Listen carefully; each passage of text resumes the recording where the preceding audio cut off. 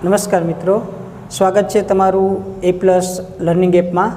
आज आपणे गणित में बीजू चेप्टर बहुपदी नो अभ्यास करीशुं।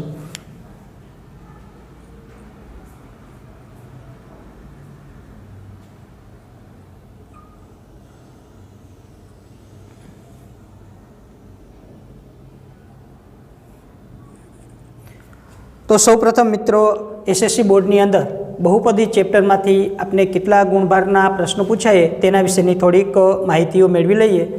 तो सौ प्रथम जे आपड़ा बहुपदीओ चेप्टर में त्रण विभागनी अंदर त्रण प्रकारे प्रश्न पूछाए।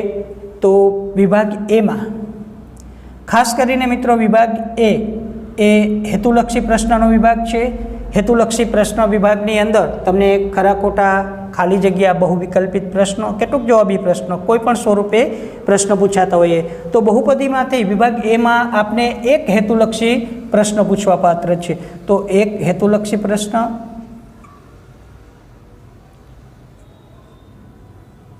एक हेतुलक्षी प्रश्ननो 1 मार्क होवाथी आ विभागमांथी आपने 1 गुण। ए ज रीते विभाग बी, विभाग बी में मित्रों 2 गुणनो दाखलो पूछातो होय छे।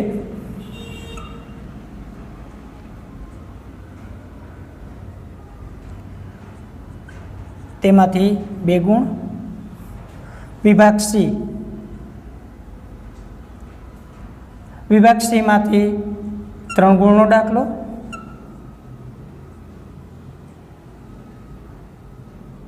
जेना आपने 3 गुण मळवा पात्र छे।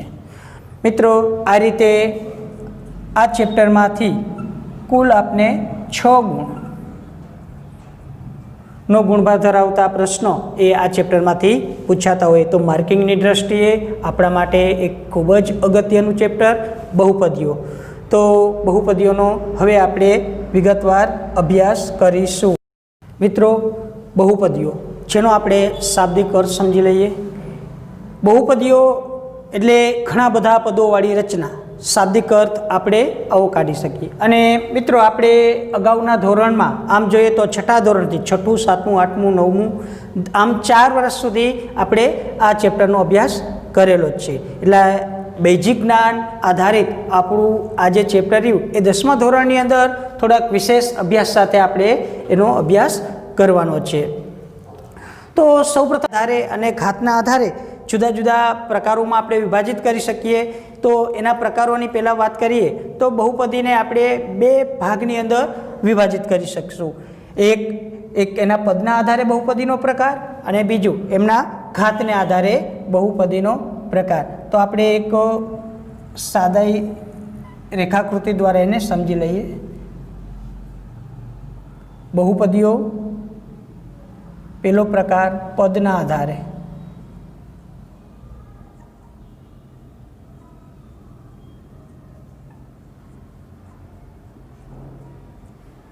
अने बीजो प्रकार एमनो आवशे घातना आधारे प्रकार।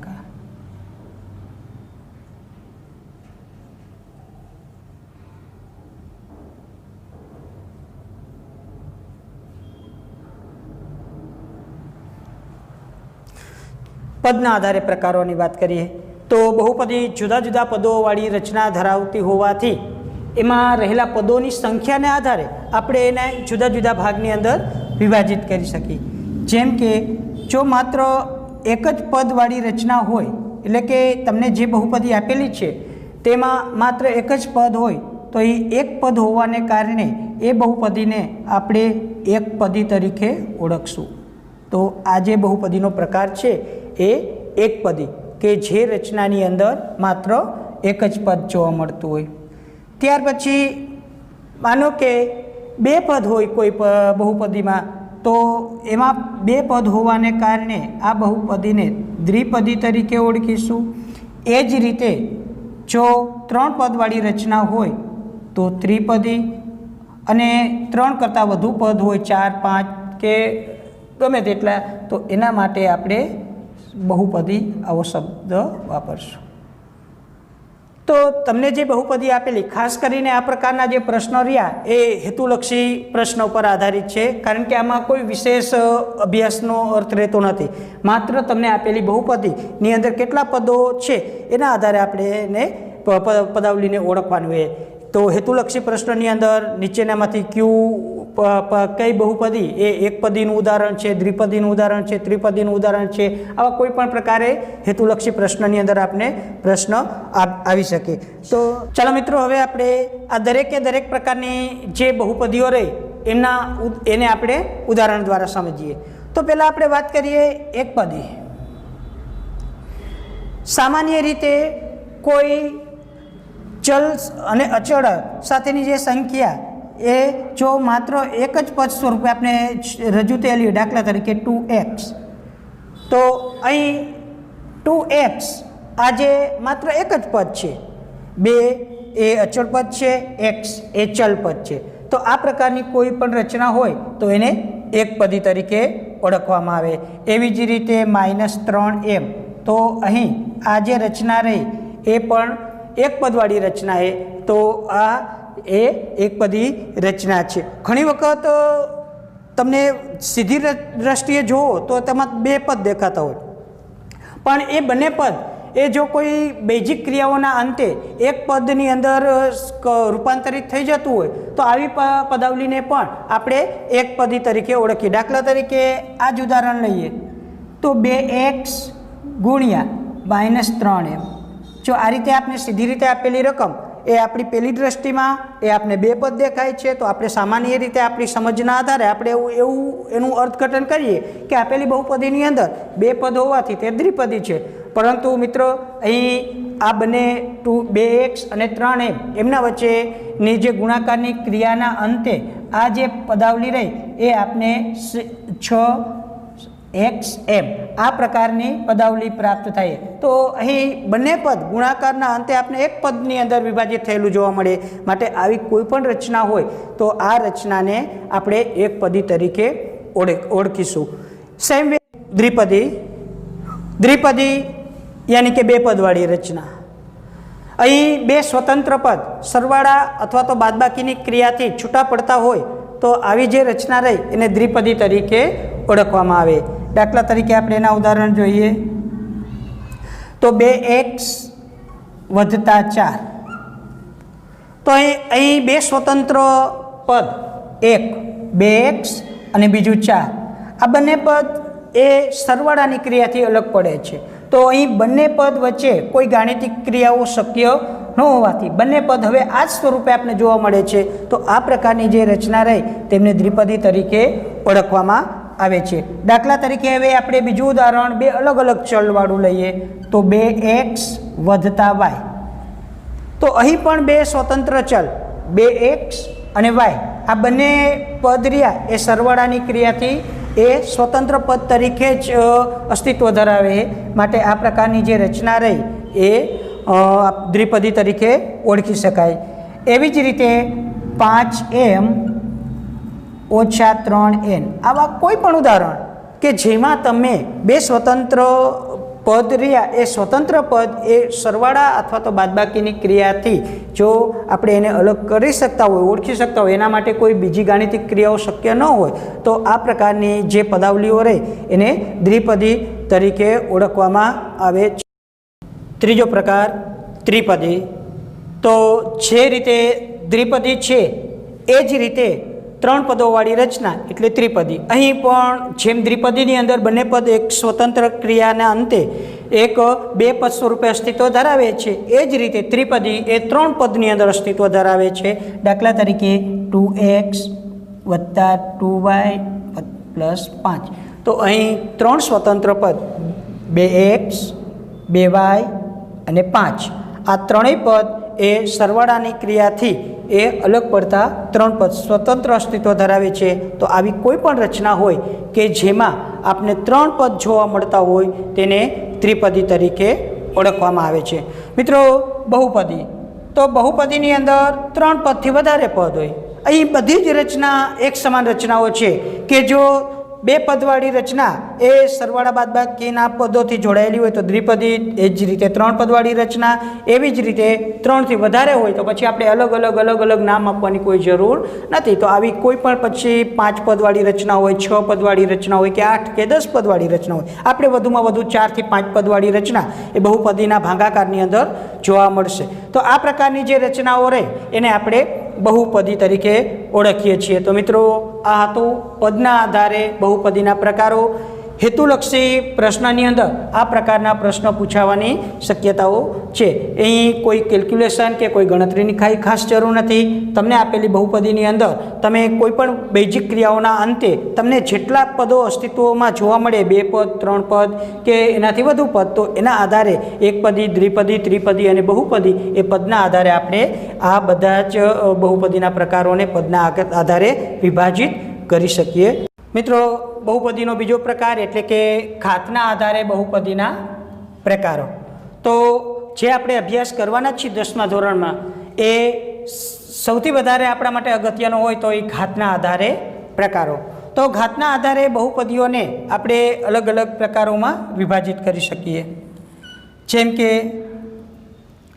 તમને જે બહુપદીની રચના આપેલી છે, પછી 1 પદવાળી રચના હોય, 2 પદવાળી રચના હોય કે 3 પદવાળી રચના હોય, એમની સાથે સંકળાયેલા ચલની જો મહત્તમ ઘાત 1 જોવા મળતી હોય તો આવી જે રચના રહી એને સુરેખ બહુપદી તરીકે ઓળખવામાં આવે છે.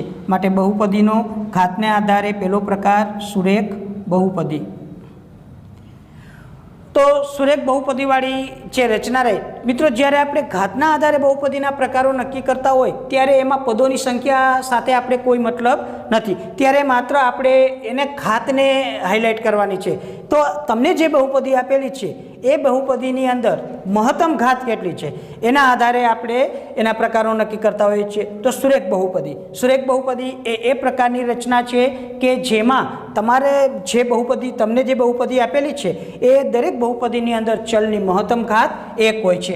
એના ઉદાહરણ જોઈએ તો દાખલા તરીકે 2x + 5. તો અહીં 2 પદવાળી રચના યાની કે દ્વિપદીની રચના છે, પણ એની સાથે સંકળાયેલ ચલ એની મહત્તમ ઘાત કેટલી જોવા મળે છે તો કે 1. તો 2x + 5 આ પ્રકારની રચના એ સુરેખ બહુપદીની રચના છે. 2x + 3y + 5. તો અહીં 3 પદવાળી રચના. પદ 3 છે તેની અંદર વપરાયેલા 2 ચલ, બંને ચલની મહત્તમ ઘાત કેટલી જોવા મળે છે તો કે 1. તો આ પ્રકારની જે રચના રહી એને પણ આપણે સુરેખ બહુપદી તરીકે ઓળખીશું. તો અહીં ખાસ કે જે ચલ છે એ ચલની મોટામાં મોટી ઘાત કેટલી હોવી જોઈએ તો કે 1. જો વધુમાં મોટામાં મોટી ઘાત જો આપણે 1 જોવા મળે તો એ આ પ્રકારની બહુપદીને આપણે સુરેખ બહુપદી તરીકે ઓળખીએ છીએ. ત્યાર પછી 2 ઘાતવાળી રચના, જેને આપણે દ્વિઘાત બહુપદી.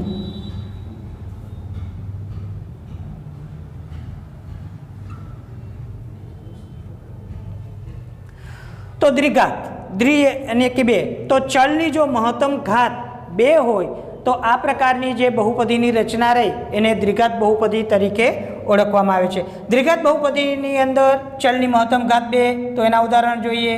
દાખલા તરીકે 2x² + 3x + 5.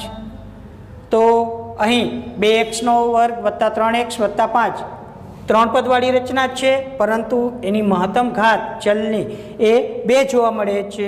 માટે આ જે રચના રહી એ દ્વિઘાત બહુપદીની રચના છે. આવા કોઈ પણ ઉદાહરણ દ્વારા દ્વિઘાત બહુપદીનો, અને ખાસ કરીને 10મા ધોરણની અંદર આપણે જે ચેપ્ટર શીખવાના છીએ, જે દાખલાઓ શીખવાના છે, એમાં ખાસ કરીને દ્વિઘાત બહુપદી એ સૌથી અગત્યની બાબત છે.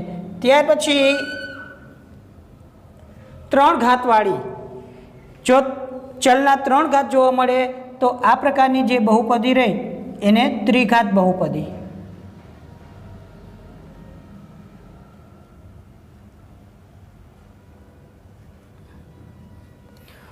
તો દ્વિઘાતની જેમ મોટામાં મોટી ઘાત જો ચલની મહત્તમ ઘાત 3 જોવા મળતી હોય તો આ પ્રકારની જે રચના રહી એને ત્રિઘાત બહુપદી તરીકે ઓળખવામાં આવે છે. દાખલા તરીકે 2x³ + 5x² + 3x + 2.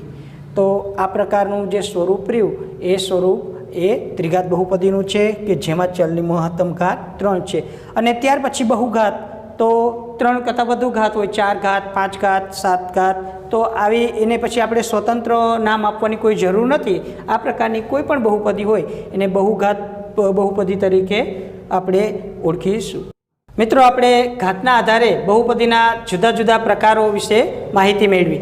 હવે આપણે જુદા જુદી ઘાતના આધારે જે બહુપદીઓ છે એ કયા સ્વરૂપે અસ્તિત્વ ધરાવતી હોય, આપણે સીધી દ્રષ્ટિએ એને ઓળખવા માટે એનું પ્રમાણિત સ્વરૂપ કયા પ્રકારનું હોય એના વિશે થોડો વિગતવાર અભ્યાસ કરીએ। કોઈ પણ પ્રકારની બહુપદી હોય એ દરેક બહુપદીને સામાન્ય અર્થમાં આપણે પી ઓફ એક્સ આ સ્વરૂપે દર્શાવશું। તો બહુપદી એક સ્વરૂપની જો ચલ એક સ્વરૂપે બહુપદી આપણે આપેલી હોય તો આ પ્રકારની બહુપદીને આપણે સામાન્ય રીતે પી ઓફ એક્સ આ સ્વરૂપે દર્શાવતા હોય। દાખલા તરીકે પી ઓફ એક્સ બરાબર એક્સનો વર્ગ વત્તા 3x વત્તા 5। તો આ જે બહુપદીને સામાન્ય નામમાં દર્શાવવાની પદ્ધતિ એ આ રીતે। હવે એનું સ્વરૂપ કયા પ્રકારનું હોય તો સુરેખ બહુપદી। સૌપ્રથમ બહુપદીનો પહેલો પ્રકાર એટલે સુરેખ બહુપદી।